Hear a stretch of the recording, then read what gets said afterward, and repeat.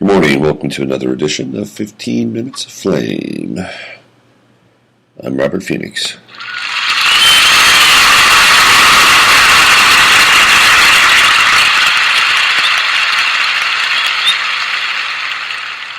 Thank you, I appreciate that. Padley, how's everybody today? Let me back off a little bit on the big room sound.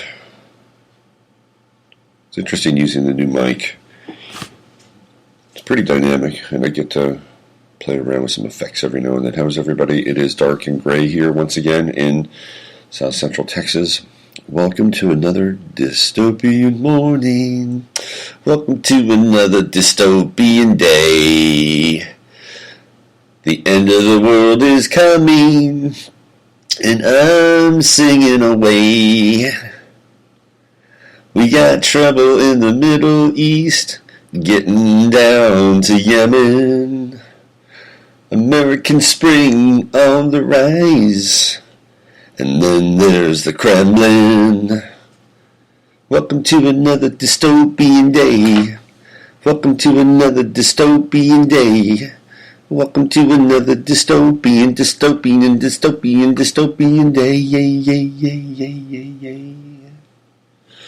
Alright, so it is really gray and wet and funky. I skipped the live stream last night. I was not feeling 100% and needed to try to get some much needed rest. Pretty busy week. Really trying to figure out a lot of the audio stuff in this new space and time zone with Spreaker. And it's been a bit of a learning curve. Let's just put it that way. I know I can come here and I can broadcast. I still haven't figured out how to program this stuff so that everybody can just get it on their Facebook at 9 o'clock in the morning and just, or before then, and say, hey, look, this is the show. You got to go there. But we're working on it. Let's get into what's happening. Enough with the technicalities and the trivialities of our day. So we've got the big WikiLeaks Vault 7, and it appears to be that insiders in the intelligence community have decided that they want to start spilling the beans. Now, this is really where it gets strange. A lot of people have thought that WikiLeaks has been a limited hang for the CIA for years. I was one of the people who was probably the most critical of Julian Assange when he kind of burst onto the scene with his swept back silver hair and his very British way, Australian way of talking. And yes, we have the emails from the American embassy, and we feel like they're the legitimate issue. We've been extremely diligent and thorough with our ability to vet our sources. I've been I was not a huge Assange fan because I'm an American. I'm not an Englishman. I like English people. Don't get me wrong. I've got really great, interesting connections in England and virtual friends whom I've never met. Clients. They're great people. But Americans, we want it now.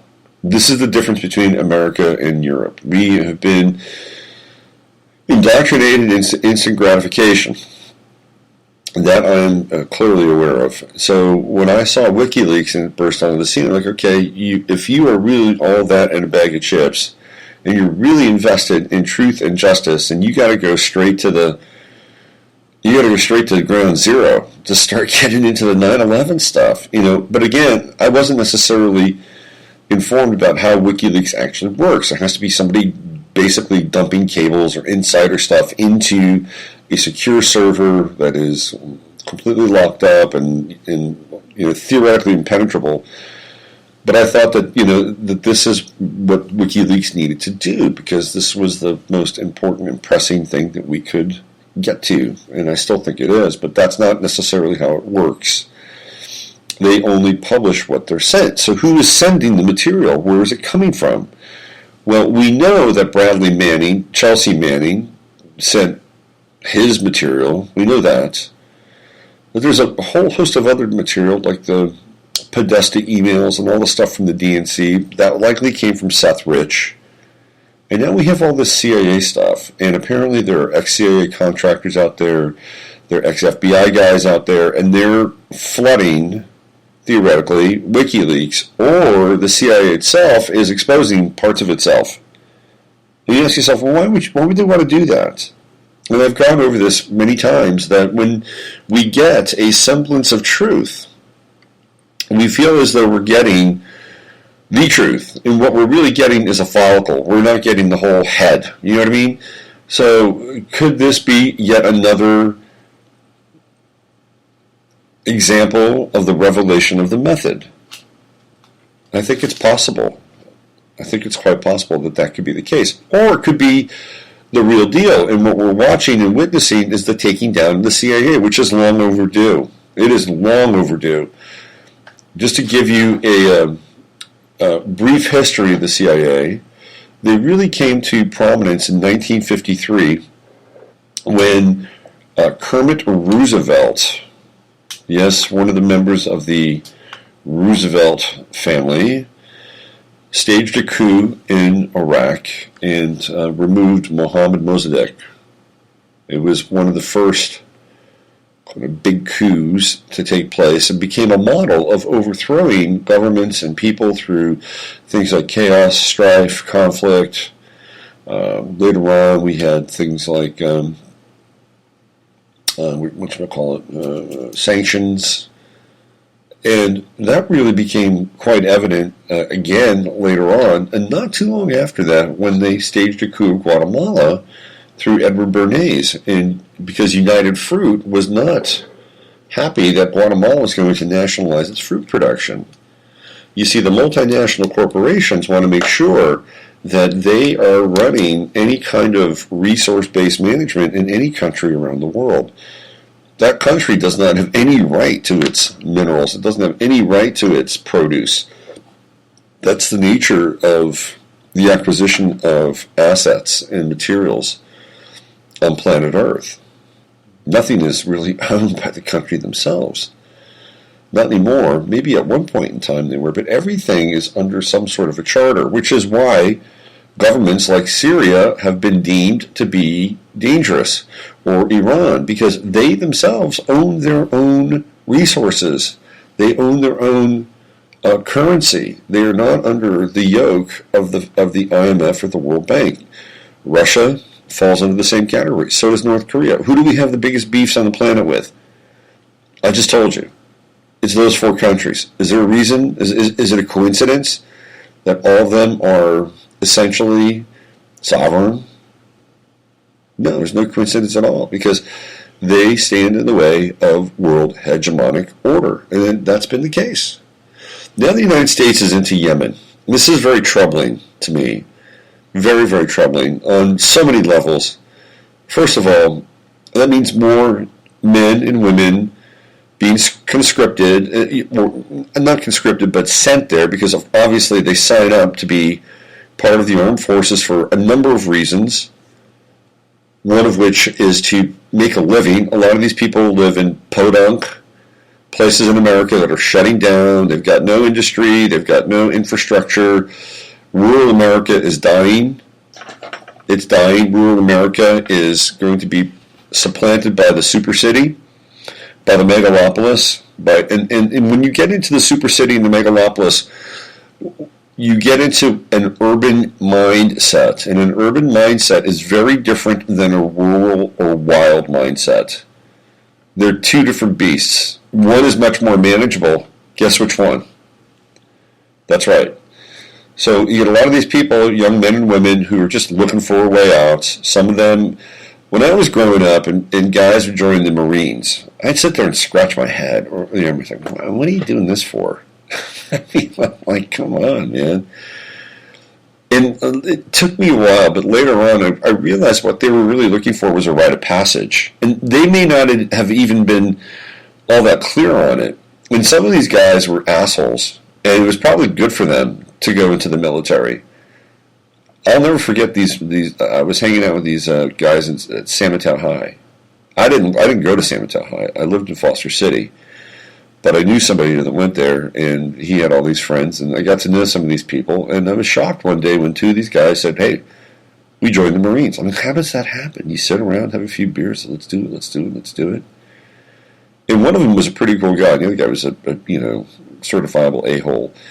And so hopefully they got what they wanted and needed, and who knows? Maybe the certifiable a-hole became a decent person, or maybe he became a certifiable a-hole with rank, which is really, that's dangerous.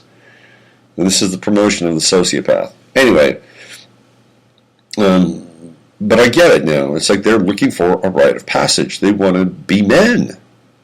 They wanted to be men. This was what society gave them. Because these guys were not from podunk America. They weren't looking for, 3 squares and a cot. They were looking for something bigger, some larger mission. It's 9/11. 9/11. It's 9/11 in Central Texas. So we're here now getting ready to go back into Yemen, or getting ready to go into Yemen. This is a new front. And it is a front that is, we don't need it. This is Saudi Arabia's war. And we are aiding and abetting Saudi Arabia in their fight against the Yemenis. It's ridiculous.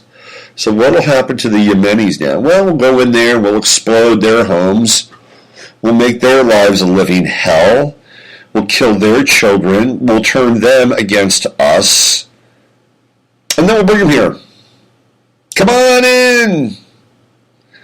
Yeah, I know. You lost your parents, you lost your sister. I know. Well, come on in. We'll make it up to you. How'd you like to own a 7-Eleven? Do you know what a 7-Eleven is? Oh, they're great. Especially if you get one that pumps gas. How about a Sunoco? A Stop and Go? An Eat and Puke? So this is troubling. It's troubling. Trump is just, I'll tell you, the guy who has got to go, like yesterday, is Mike Pence. Mike Pence is so up in Israel's nuts, it's not even funny. And I don't care if people, wring their hands, these rabbis talking about Israel. I don't care. It's the truth. And these are their wars. This is all for greater Israel, and this is not right. I'm sorry. I'm coming out and just saying it's not right. Now, apparently, this is what I've heard. I heard this through Jeff Rense. I was listening to Jeff and Jay last night, and man, Jay came out with guns a-blazing. Jay was on the warpath last night. He was on Jeff's show a couple days ago, but I heard it last night. It's very polarizing. It's if you have no stomach for kind of extreme vetting and takes, then that you will not like that program. I'm just telling you, because Jay lays it out in very black and white fashion. Extremely black and white. Anyway, Jeff Rense said that apparently, this was Jay. Jay said this, that Netanyahu was trying to, when he came to the White House, he spent half an hour trying to talk Trump out of Pizzagate and saying that Pizzagate was not real and yada, yada, yada. And Trump just listened to him and didn't say anything. He kind of, gave him his 30 minutes. The person who is driving a lot of the anti-trafficking material